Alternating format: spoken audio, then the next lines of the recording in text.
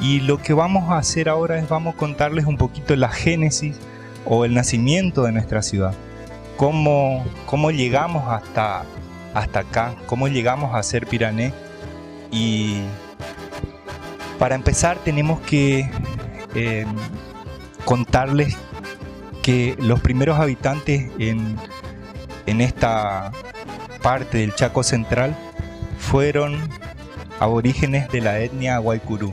Dentro de la etnia Guaycurú o de la raíz lingüística Guaycurú están las etnias de los Tobas y de los Pilaga. En nuestro caso particular, los primeros habitantes de estas planicies, de esta gran llanura chaqueña fueron los Pilaga. ¿Por qué decimos que son los Pilaga? Porque quedó en la raíz lingüística, mejor dicho, quedaron los rastros de esa lengua en los nombres de los lugares quedaron asentados. Por ejemplo, el estero que está hacia el este y al oeste, que corre de oeste a este en nuestra zona, los indios o los aborígenes lo llamaron los esteros del Puganagay. Puganagay es una palabra Pilagá que expresa, la primera parte es Pugac, es pasto, y Onagay es lindo. Tenemos entonces quiénes son los primeros habitantes, los originarios. Estos aborígenes corrían de norte a sur, o sea que bajaban de los esteros de Patiño, de la zona del Pilcomayo, bajaban al río Bermejo. ¿Cómo llegamos a ser Pirané? Ahí entra el segundo factor, que es el ferrocarril.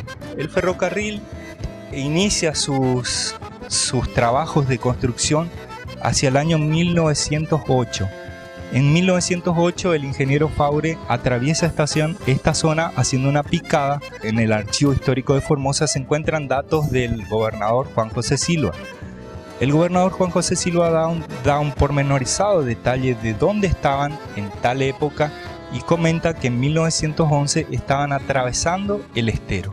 Y ahí aparece la primera mención de Pirané. Él lo menciona en dos palabras del dialecto, en aquella época todavía dialecto guaraní, que dice Pirané, haciendo directa mención a los esteros. Estaban construyendo en el estero, o sea, tenía olor a pescado. Lo llaman Pirané, separado, dos vocablos sin acento, sin unión, únicamente dando un registro o dando la localización. El tren es fundacional en el sentido de que fue el primer medio de comunicación telegráfica, comunicación de transporte, comunicación de viajes, o sea, unía el tren. No había otra forma de llegar que no sea en tren, sino era de a caballo o atravesando los montes. Pirané se le da a esta localización en 1926. 1926 designan las cabeceras de cada departamento.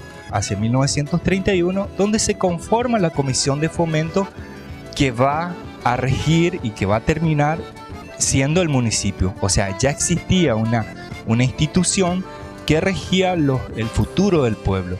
Teníamos entonces la comisión de fomento, pero necesitábamos otras instituciones. Por ejemplo, la de seguridad, la policía, que fue una parte del eslabón. El primer eslabón es el ejército protegiendo la construcción del ferrocarril con otras instituciones. Y si hablamos del agua,